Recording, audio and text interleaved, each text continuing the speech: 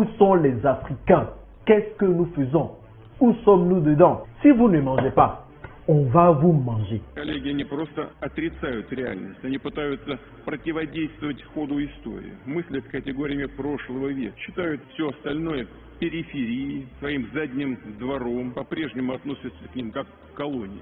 Словно не замечают, что за последние десятилетия на планете сформировались и все громче заявляют о себе новые мощные центры, интересы которых больше невозможно игнорировать. Будет как и прежде. Не будет. Poutine déclare officiellement la guerre aux États-Unis suite au discours qu'il a donné lors du Forum économique de Saint-Pétersbourg il y a quelques jours. Je ne suis pas pro-Poutine, je ne suis pas non plus pro-occidental, je suis tout simplement pro-africain. Je pense et je crois fermement que les Africains ne pourront avoir leur liberté que s'ils décident eux-mêmes de poser les actions qui vont leur permettre de l'obtenir. Personne ne viendra nous sauver, nous sommes nos propres sauveurs. Maintenant, que l'on soit pro-Poutine ou pas, il faut reconnaître que Poutine n'a pas tort dans ses propos.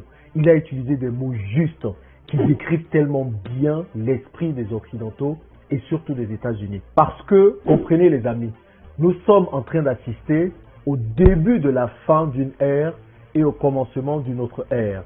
L'ère où les États-Unis pouvaient faire tout ce qu'ils voulaient du monde entier est terminée. Maintenant, nous allons avoir ou assister à une autre ère où il y aura plusieurs pôles de gouvernance ou plusieurs pôles de dominance qui sont en train de se mettre en place. La grande question pour nous les Africains, c'est qu'est-ce que nous faisons? Est-ce que nous allons continuer à être des spectateurs de tout ce qui se passe dans le monde entier ou bien nous allons enfin être des acteurs pour notre propre survie? Parce que ce que Poutine est en train de faire là, il est en train de lutter pour la survie de la Russie. Et nous, qu'est-ce que nous faisons? Nous attendons qu'il vienne nous sauver. Quel est le réel plan de Poutine? Parce que certains pensent que Poutine est juste parti en Ukraine, là, faire une petite guerre et puis c'est fini. Non, il a un plan beaucoup plus grand, beaucoup plus important que ça. Le plan de ramener l'URSS à la vie. Comprenez vraiment les mots que je vais dire. Comprenez ce que Poutine a voulu dire. Et pour vous qui êtes pro-Poutine, comprenez réellement sa vision. Avant de vouloir vénérer quelqu'un, sachez où est-ce qu'il veut partir. Parce que c'est ça le problème de l'Africain. On attend qu'un Messie vienne de je ne sais où pour nous sauver, sans même le connaître, alors que vous ne savez pas quelles sont les vraies intentions de cette personne. Les Occidentaux ne sont pas seulement dans le déni. Ils essaient de lutter contre le cours de l'histoire. Ils pensent comme au siècle dernier, ils pensent que tout le reste du monde est périphérique, que c'est leur arrière-cour, et que ceux qui y vivent sont considérés comme des gens de seconde classe.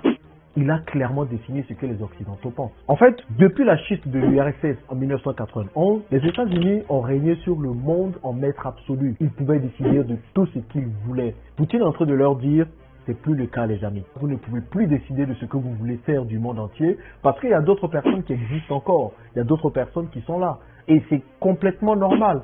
Imaginez vous vivez dans une maison où il y a quelqu'un qui est tyrannique. La personne décide de ce qu'il veut faire. Il ne veut pas que vous mangiez, bah vous ne mangez pas. Il ne veut pas que vous preniez des bains, bah vous ne prenez pas.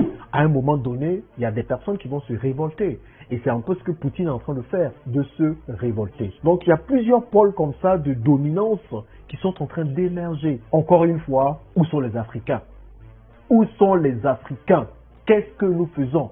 Où sommes-nous dedans? L'Inde a été colonisée aussi par les Britanniques. Mais on voit l'Inde aujourd'hui qui est en train de s'en sortir. Qu'est-ce qui nous empêche, nous les Africains, de nous en sortir, de nous lever et de dire non à l'impérialisme? Mais en tout cas, Poutine montre très bien que les gens ne sont pas en train de dormir dans les autres coins du monde entier. Les gens se réveillent, les gens décident de faire des choses, de prendre leur destin en main. Lui-même, Poutine, en annexant l'Ukraine, veut montrer réellement son envie de compter et de se protéger. Parce que comprenez dans le monde, les amis, si vous ne mangez pas, on va vous manger. C'est aussi simple que ça que la chaîne alimentaire. Aussi simple. Vous ne mangez pas, on vous mange. Donc ne vous dites pas que oui, on va être au milieu, c'est pas non. Si vous êtes au milieu, c'est que vous êtes mangé. Donc il sait où il va. Je pense qu'il a bien analysé les Occidentaux, voir jusqu'où ils pourraient aller et voir surtout leurs limites, surtout les Européens. C'est à nous aussi de les analyser, de voir ce qu'ils pourraient faire, ce qu'ils ne pourraient pas faire, de les rendre dépendants de nous et de pouvoir leur montrer désormais qu'ils ne peuvent plus jouer avec nous. Et Poutine montre là que ça ne va pas s'arrêter là. Et je crois que son grand Son plus grand rêve, c'est de voir l'URSS revenir à la vie. Est-ce qu'il va y arriver? Question. L'avenir nous le dira.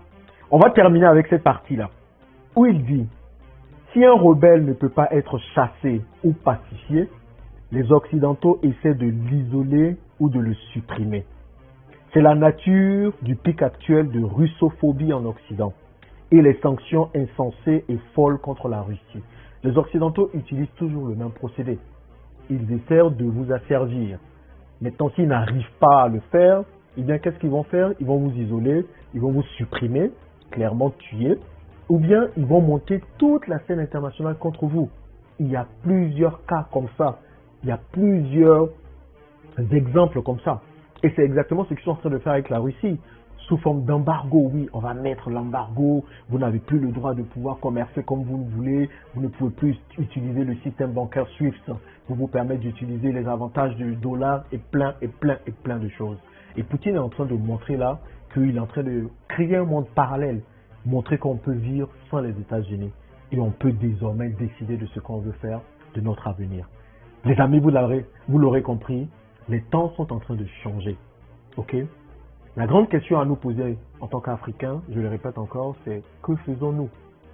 Est-ce que nous allons rester tout le temps spectateurs? Ou bien est-ce que nous allons enfin poser des actions pour notre indépendance? C'est ça la grande question pour nous. Ce qui est en train de se passer nous montre réellement le vrai visage des différents Occidentaux, le vrai visage de ce qu'ils ont toujours fait. Je ne dis pas que Poutine non plus est exemplaire, parce que clairement Poutine veut aussi diriger le monde. Il veut aussi avoir certainement des colonies. Il veut pouvoir décider aussi de la vie de ce qui se passe dans d'autres pays. Parce que pour être beaucoup plus fort, il faut avoir des pays alliés. À nous de pouvoir décider de ce que nous voulons pour notre avenir. Et ça se passe maintenant. À ta place, où tu es, tu peux déjà faire des choses. Tu peux déjà comprendre ce qui est en train de se passer.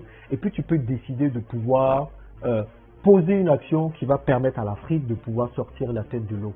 Et cette action, clairement, c'est de pouvoir être libre financièrement. Tu vas te demander, mais qu'est-ce que l'argent vient faire ici? Mais clairement, parce que si toi, tu fais rentrer beaucoup d'argent, que individuellement tu arrives à être autonome financièrement, vous allez voir que la somme de personnes libres financièrement pourront forcément influer sur les décisions que prennent nos différents chefs d'État. C'est que s'il y a des gens dans le peuple qui peuvent pousser ces politiques-là à prendre les bonnes décisions. Rappelez-vous, c'est l'économique qui dirige le politique et pas le contraire. C'est l'économique qui dirige le politique. Nous devons tout faire pour être économiquement forts afin de pouvoir influer sur les décisions des chefs d'État de nos différents pays afin de pouvoir compter aussi sur la scène internationale. Les amis, je pense que vous l'aurez compris, l'heure est grave, comme toujours, et c'est à nous de nous réveiller. Nous sommes en train d'assister à la fin d'une ère et au début d'une autre ère. Soyons les acteurs présents dans cette nouvelle ère. Dites-moi ce que vous en pensez dans les commentaires et on se retrouve dans une prochaine vidéo. A plus les gars.